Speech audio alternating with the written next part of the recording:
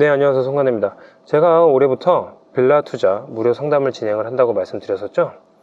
그래서 신청하신 분이 계셔가지고 그 상담 답변 영상입니다. 이분은 총 3개의 물건을 저한테 의뢰를 주셨고 구체적인 금액은 말씀은 안 주셨어요. 그래서 제가 개별 물건에 대한 매수매도보다도 그 지역이 어떤지 제 시선으로 말씀을 드리도록 할게요. 그리고 다행인 건 빌라 투자는 어떤 목적을 갖고 투자를 하냐가 상당히 중요해요. 그래서 그래야지 월세든 아니면 전세든 또 전세 범위도 뭐 좀 갭을 둬서 간다든지 아니면 완전 무갭으로 간다든지 이렇게도 전략을 짤 수 있거든요. 근데 이분은 이제 4년 이상으로 중장기 투자를 원하셨고 모아타운, 재개발 쪽으로, 정비사업 쪽으로 목표로 방향을 설정하셨어요. 모아타운이나 재개발이나 어쨌든 정비사업이죠. 그 정비사업을 목표로 투자를 하는 이유는 그만큼 수익률이 높기 때문이에요. 정비구역으로 지정이 되면 월세 수익보다도 훨씬 큰 시세 차익을 안겨줄 수 있기 때문이에요. 그런데다가 소액으로 투자가 또 가능하잖아요. 초기 재개발 같은 경우에는 소액으로 부담 없이 안정적으로 투자할 수 있는 게 초기 재개발 빌라 투자고, 그래서 그렇게 봤던 거예요. 그래서 다행히도 이분도 그런 식으로 봤었고, 그리고 투자 경험이 있었던 분이기 때문에 제가 말씀드려도 개인적으로 잘 판단하실 거라고 생각이 듭니다. 그러면은 첫 번째 물건 리뷰부터 한번 진행을 해볼게요. 번지수는 신림동 610-468번지예요. 크게 한번 지도를 보면 신대방역 쪽이 아래쪽이고요. 그리고 이쪽에 금천구가 옆에 자리하고 있습니다. 저도 옛날에 여기 신축 빌라 때문에 한번 가본 적이 있어요. 상당히 외졌다라고 볼 수도 있고 갇혀있다라고 볼 수도 있는 그런 지역이에요. 그렇지만 구획이 잘 빠져있는 편이에요. 기반시설은 어느 정도 괜찮다라는 거고, 빌라 투자할 때는 꼭 부동산 플래닝에서 노후도를 한번 봐야 되겠죠. 요 건물이고요. 노후도를 보면 어떻죠? 빨간색들이 더 많이 보이기 때문에 정비계획의 가능성이 있을까라고 볼 수도 있어요. 맞아요, 그럴 수 있습니다. 제 시선이 다 맞는 건 아니에요. 이거는 어디까지 가능성을 타진해 가는 거고, 투자금 대비해서 최대 효율을 찾아가는 방법인 거예요. 그거의 하나인 거지, 제가 이렇게 본다고 해서 무조건 거기가 정비사업이 진행이 되는 건 아닙니다. 어쨌든 이 지역도 보면은 저는 앞으로 신축 빌라가 많이 들어올 지역이다라고 저는 읽히는 거예요. 왜냐하면 파란색이 진한 것들은 신축이죠. 여기 보시는 것처럼 2년 됐고, 요것도 2년 남짓 된 거예요. 5년 이런 것들이죠.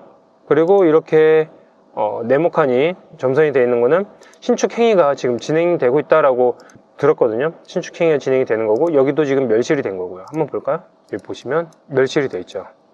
여기는 뭐 단독주택이 들어올까요? 단독주택이 들어올 수도 있지만 이렇게 분양주택, 다세대 주택이 빌라가 들어올 가능성이 커요. 그리고 옆에도 지금 점선이 되어 있었죠. 옆에 여기도 아마 그렇게 작업이 진행되지 않을까. 뭐가 붙어 있네요. 철거 아마 그건 계획인가 봐요. 여기도 빌라가 들어올 계획이고, 그러니까 이런 토지나 또는 여기 보실까요? 이 매물 저렇게 잘 빠진 토지, 여기 보시면 토지가 98평이에요 그러면 하나의 필지로도 충분히 투룸 쓰리룸 빌라를 뽑을 수 있다는 거예요. 그리고 여기 필지 볼까요? 여기는 어때요? 두 필지를 합쳐서 100평으로 재건축을 한 거예요. 재건축, 그러니까 빌라를 지은 거죠. 요 아래, 그렇죠? 이 과거의 모습은 어땠냐면 여기 단독주택 2개가 있었던 거예요. 요 옆에 하고 이렇게 요거하고 요게가 허물어져서 요 빌라가 된 거예요. 볼까요? 자, 그죠?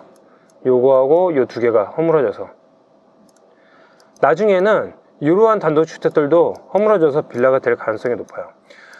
이게 왜 지금 안 되냐면 그것까지 설명을 해드릴까요?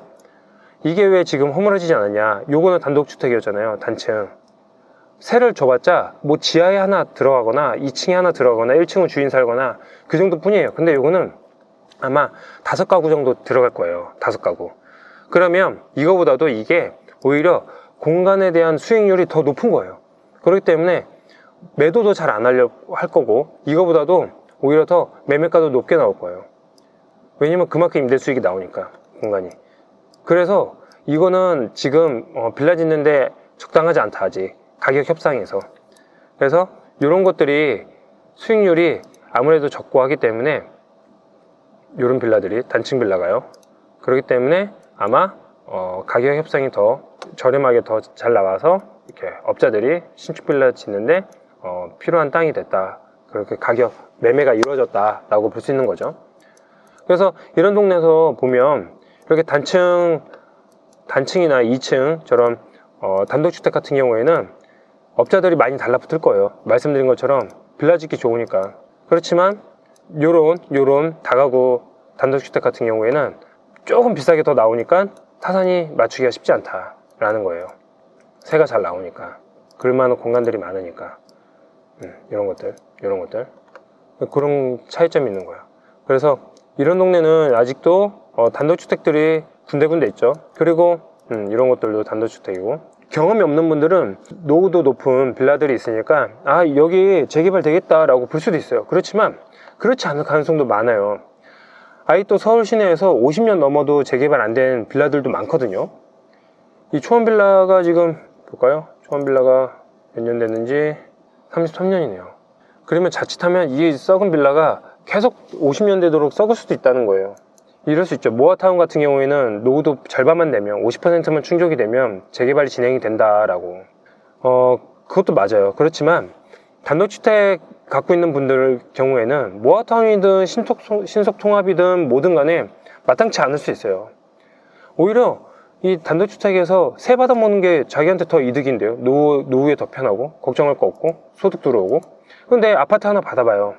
거기서 세가 나오냐고요? 세가 안 나와요. 그러니까 아무리 노후화된 다가구든 단독이든 간에 거기서 1, 20만 원 나오는 게 좋은 거예요. 그러니까 아파트 가는 걸 반대할 가능성이 커요. 그런데다가 이 동네 지역에 아파트가 가격이 세게 나가냐? 그렇지도 않아요. 8억이에요. 8억. 여기 단독주택이 얼마인지 한번 볼까요? 이렇게 나오는 거 몇 개 없지만 물건이 8억. 똑같잖아요. 차라리 세 받아먹는 게 낫다는 거예요. 이 단독주택 갖고. 어느 정도 이해가 되시죠? 예. 10억. 이게 오히려 더 비싸잖아요. 다가구가, 단독이. 그래도 이제 여기 아예 나쁘게 볼 필요는 없어요. 왜냐면 내가 만약에 월세가 목표다라고 하면 그렇게 내가 한 수익률 한 20에서 30 정도 수익률이 나올 수 있는 조건이라고 하면, 가격대라고 하면 들어가는 것도 나쁘지 않아요. 왜냐면 주변에 재개발 지역들이 있어요. 재개발 지역들이. 여기가 나중에 관리 처분 나고 이주가 되면 그 이주 수요 때문에 충분한 임대 수요가 포진해 있어요. 주변에. 여기 있는 사람들이 뭐 역세권으로 갈까요? 그렇지 않아요. 수준에 맞는 그런 지역으로 갈 거란 말이에요. 그렇다고 여기도 학군이 뭐 발달된 곳이냐? 그렇지도 않아요. 여기도 학군 지역은 아닌 거예요. 학군 배후 지역은 절대 아닌 거예요. 그럼 여기 있는 사람들이 이런데 올 수 있어요. 그러면 안정적으로 임차 수요는 있는 지역이다. 확보가 된 지역이다. 미래적으로도. 그래서 전세든 월세든 올라갈 가능성도 높다라는 거예요. 그래서 저는 이 지역은 정비사업보다도 월세, 현금 흐름을 만들어낼 수 있는 지역이다라고 보고 접근할 것 같아요. 그래서 문의 주신 분의 신림동 물건은 여기까지 리뷰하겠고, 다음 물건으로 또 인사드리겠습니다. 고맙습니다.